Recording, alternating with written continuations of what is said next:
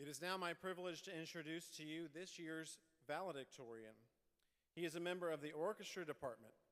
During his 4 years, he completed a total of 46 and a half credits and is graduating with a 4.677 GPA.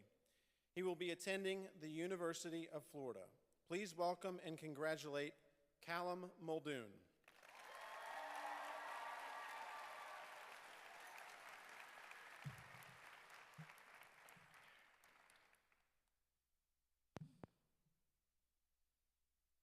Thank you, Mr. Levine. Good afternoon, everyone. Before I begin, I want to congratulate all of you, the class of 2025. Each and every one of you have contributed to and are part of a graduating class that is sure to go down in the Harrison history books as one of the most hardworking, outgoing, and talented group of students this school has ever seen. And it is truly an honor and a privilege to be standing here as this year's valedictorian. Every single person in this room made the decision to attend Harrison, including myself, and I can say with 100% confidence that in my 4 years in the orchestra strings department, there has not been a single second that I regretted my choice. I can't lie, as an 8th grader, I would dread coming home from school, knowing I would have to prepare my Vivaldi concerto for my upcoming Harrison audition. Now here I am 4 years later, excited to prepare excerpts for auditions in hopes of joining the UF Symphony Orchestra in the fall. What once felt like an obligation has become a passion that I do not plan to abandon anytime soon, all thanks to Harrison. Of course, I would not be where I am today without the people who have guided me throughout this journey. First and foremost, I want to thank my family. Shout out to Granny Muldoon in Ireland. Hopefully Molly got the live stream working. And thank you to all of my family and friends who are tuning in. Mom and Dad, I love both of you guys more than you will ever know. And I appreciate everything you've done for me over the years, especially encouraging me to practice violin in middle school. I promise you that your investment in me will be profitable. Lorcan, keeping up with the standard you set at Harrison has been no easy task. You set the bar pretty high as salutatorian 3 years ago. Whether you realize it or not, you have been my biggest motivator to work as hard as I have these past 4 years.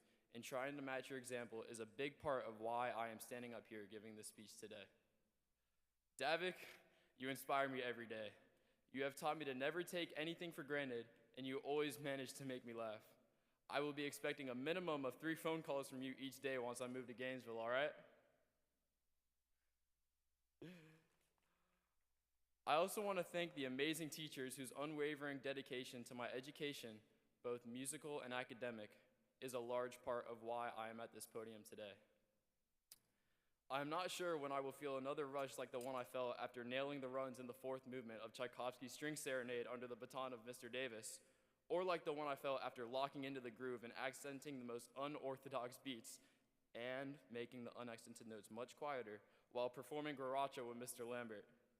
Not to mention the hundreds of hours I have spent in the pit orchestra under the direction of Mr. Campbell and Mr. Flights, as well as the opportunities to collaborate with other departments in their performances, thanks to Mr. Ortiz and Mr. McCarthy.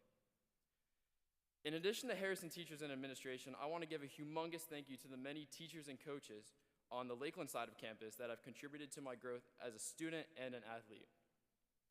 I'm going to miss Mr. Mooney's first period AP Calculus BC class, where we would all guess who was at the door based off the knock. Zeta's knock being more rhythmic, while Giselle's was quite aggressive. I'm going to miss visiting Senora Dolson's class daily, where she would hide snacks for John and I from other students so no one else would steal them. I'm going to miss reading Hamlet 30 minutes before walking into Miss Shattuck's class for a discussion. And the no fear, sorry Mr. Campbell. And I'm going to miss the Friday night lights, whether it's hitting the game-winning field goal against Tampa Bay Tech to send us to the state semifinals, or getting trucked in the very same game after a fake punt went as wrong as it possibly could have. I also want to take a moment to shout out all of my friends, as they have been a constant source of laughter, support, and motivation over the past 4 years. To everyone in the group chat, you guys all mean the world to me, and I'm forever grateful for the memories we have made together. And yes, I know you guys are going to clown me for being sentimental as soon as I meet y'all outside. And to the quartet, it has been a pleasure performing with you guys across the county this past year. Getting paid to do what we love was not a bad gig at all. Thinking back to our high school experience, there is one word that comes to mind: resilience. On October 27th, 2023, our classmate Julia Black unexpectedly passed away. Julia was principal oboist in the Harrison Symphony Orchestra, a core member of the LHS volleyball team, and vice president of Arts Council. Julia was by far the smartest, most passionate, and most beautiful person I have ever had the pleasure of meeting.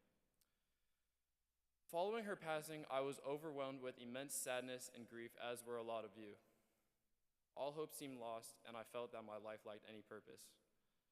Through it all, Julia's family remained a constant source of strength and kindness while dealing with their own grief. Their comforting presence and constant support reminded me that love still surrounds us, even in the darkest moments. It was during these moments that a quote by Jane Austen made me realize that this was not the end. The quote reads, "You must be the best judge of your own happiness," and was printed on a bookmark that Julia gave to me 3 years ago.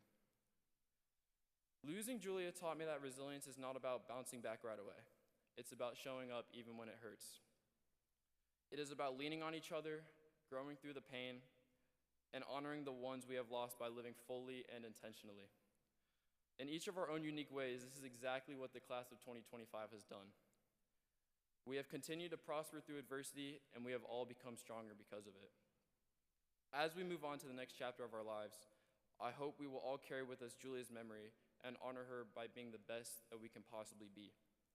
May we face the future with the same strength, compassion, and determination that helped us reach this moment, and may we never forget the people and experiences that shape who we are today. I wish all of you the very best, and I can't wait to see the incredible impact each of you will have on the world. Thank you.